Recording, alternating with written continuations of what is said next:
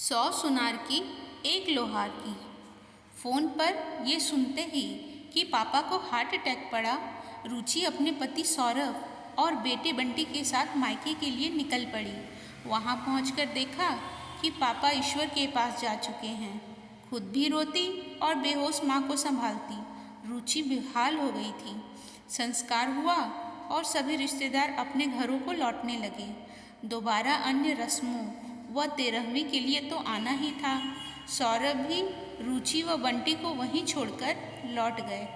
दुख के पहाड़ जैसे दिन, अपना दुख, माँ का दुख और पापा की याद, इन सब के कारण रुचि का तो बुरा हाल हो गया था।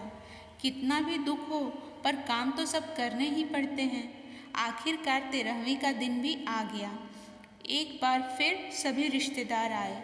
सौरभ और रुचि के ससुराल वाले भी आए। सबसे छोटा भाई अजय अमेरिका से आया था 1 महीने की छुट्टी लेकर। शायद उसने ही कहा होगा, इसलिए चाचा जी कहने लगे, बहुत दुख की बात है, लेकिन दुनियादारी तो निभानी पड़ती है, इसलिए मेरे ख्याल से अभी पूरी प्रॉपर्टी का बंटवारा भी कर लेना चाहिए।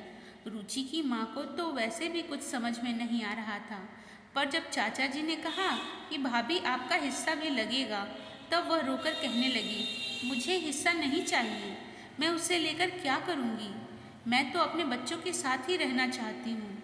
यह सुनते ही सौरभ बोले, ठीक है, तब तो 4 हिस्से हो जाएंगे। रुचि के साथ साथ सबने उनकी तरफ प्रश्न भरी निगाहों से देखा। तब वो बोले, रुचि का भी तो हिस्सा है, अब तो बेटियों का भी संपत्ति में हिस्सा होता है। यह सुनते ही रुचि का शर्म के मारे बुरा हाल हो गया और भाइयों के चेहरे तन गए। भाभियों की आंख में तिरस्कार और व्यंग्य का भाव आ गया। माँ तो कुछ समझ ही नहीं पाई। रुचि दूसरे कमरे में चली गई और वहीं सौरभ को बुलवा लिया। पूछने लगी, आपने ये कैसे कह दिया? मुझे तो पापा की संपत्ति में कोई हिस्सा नहीं चाहिए।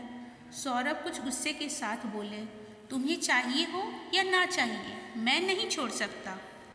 सौरभ के घर का माहौल ऐसा था जिसमें महिलाओं की कोई बात नहीं सुनी जाती थी। रुचि द्वारा दोबारा मना करने पर रुचि को सौरभ ने डांट कर चुप करा दिया। बोले, तुम्हें मेरे घर में रहना है या नहीं, सोच लो फिर जवाब दो। बिना हिस्सा लिए तो मैं तुम्हें अपने साथ नहीं ले जाऊंगा। परेशान होकर रुचि सबके बीच में आकर बैठ गई, लेकिन अब उसने देखा कि भाभी लोग ठीक से बात नहीं कर रही और भाई भी गुस्से में भरे घूम रहे हैं। वैसे तो सौरभ रुचि को भी ज़्यादा दिन के लिए मायके नहीं भेजते थे, लेकिन संपत्ति के बंटवारे के नाम पर वह खुद भी तब तक वहाँ से नहीं हटे जब तक बंटवारा नहीं हो गया। रुचि में पति का विरोध करने की हिम्मत नहीं थी, आत्मनिर्भर भी नहीं थी और उसमें पति और उनका घर छोड़ने की हिम्मत भी नहीं थी। अतः जैसा पति ने कहा करना पड़ा। पापा की संपत्ति के नाम पर एक 2 मंजिला मकान था जिसके 4 हिस्से हो गए। विदेश में रहने वाले भाई के साथ साथ सौरभ ने भी रुचि का हिस्सा किराए पर चढ़ा दिया। बहुत भारी मन से रुचि मायके से ससुराल लौटी। किसी ने जाती हुई रुचि से ठीक से बात भी नहीं की। जब से रुचि वहाँ से लौट कर आई, तब से उसका मन ससुराल में नहीं लग रहा था। वैसे भी ससुराल में उस पर इतने बंधन थे कि वह खुलकर सांस नहीं ले पाती थी। और अब मन में यह कांटा भी चुभ गया कि पापा ने उसका विवाह करने में अपना पीएफ लगभग पूरा खर्च कर दिया। बंटी के जन्म के समय वह मायके में रही, जहां उसे भरपूर देखभाल और लाड प्यार मिला। पापा ने विदाई के समय उसे सोने की चेन, बंटी को भी चांदी के बर्तन, कपड़े, झूला आदि और पूरे घर के लिए कपड़े और मिठाई भेजे। अस्पताल का सारा खर्च भी पापा ने ही उठाया। तब तो ससुराल वालों ने जरा भी स्वाभिमान नहीं दिखाया और सब कुछ लेते चले गए। संपत्ति में हिस्सा लेना था तो इतना दहेज क्यों लिया? मन ही मन यह सब सोचती थी, पर ससुराल के कड़े अनुशासन की वजह से कुछ कह नहीं पाती थी। पहले मायके का बल था, पर अब भाइयों के मुंह मोड़ लेने से खुद को बहुत अकेला पाती थी। ऐसे ही समय बीतता गया और रुचि एक बार फिर से प्रेग्नेंट हो गई। शरीर और मन कमज़ोर था, इसलिए बहुत देखभाल की ज़रूरत थी, पर मायके से संबंध पहले जैसा नहीं रहा था। भाइयों के अलग अलग घर हो गए पापा के न रहने से माँ का भी रोब नहीं रहा और फिर रुचि का तो अधिकार भी नहीं था कि हिस्सा लेने के बाद वहाँ सेवा कराने चली जाए। उसकी सास ने उससे कहा भी, अपनी माँ के पास चली जाओ तो तुम्हें आराम मिल जाएगा। रुचि ने उनसे पूछा, माँ का घर कहाँ है? वह तो खुद भाइयों के घर पर रहती है। वह जानती थी अपना हिस्सा लेने के बाद उसका अधिकार मायके जाकर सेवा कराने का नहीं है, इसलिए ससुराल में ही रही। बहुत परेशानी भी हुई, देखभाल की कमी रही, बहुत कमज़ोर हो गई। इस बार उसने बेटी को जन्म दिया। मायके में बता दिया, पर फ़ोन पर ही सबने बधाई दे दी, कोई कुछ लेकर नहीं आया। सास का मुंह बेटी देखकर बन गया। तभी एक दिन माँ का फ़ोन आया। उन्होंने बताया कि एक भाभी अपने भाई की शादी में जा रही है और दूसरी बाहर घूमने जा रही है। वह घर में अकेली रहेगी। रुचि ने सौरभ से कहा कि जाकर के माँ को ले आइए, क्योंकि वह वहाँ अकेली है।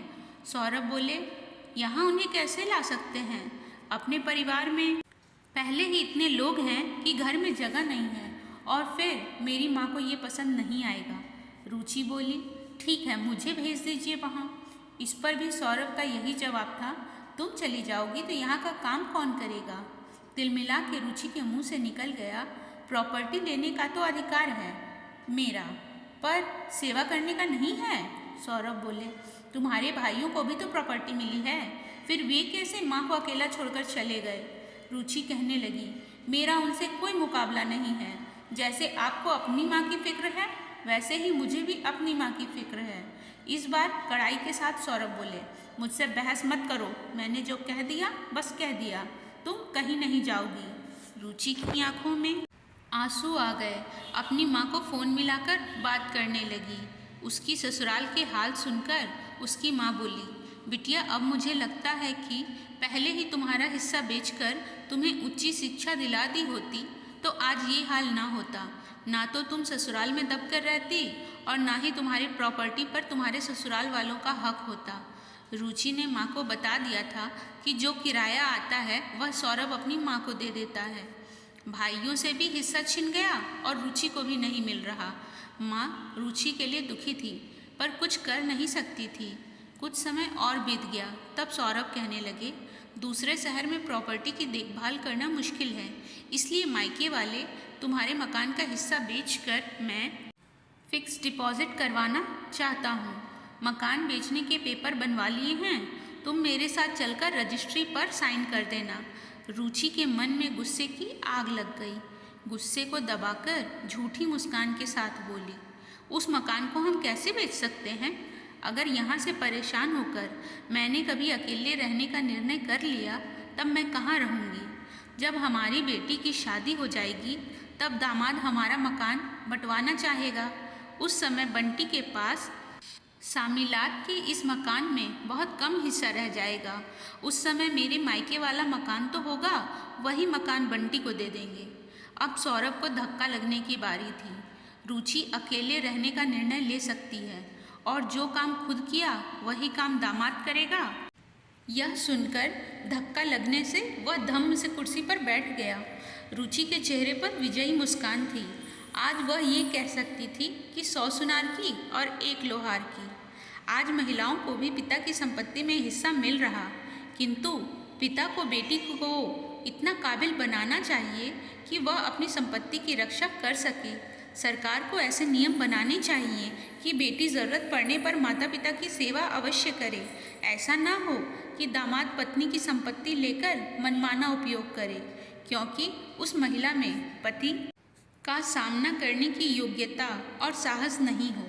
इस कानून का दुरुपयोग नहीं होना चाहिए।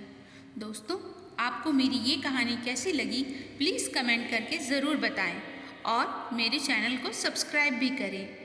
और हाँ, प्यारे प्यारे कमेंट करना ना भूलें। धन्यवाद।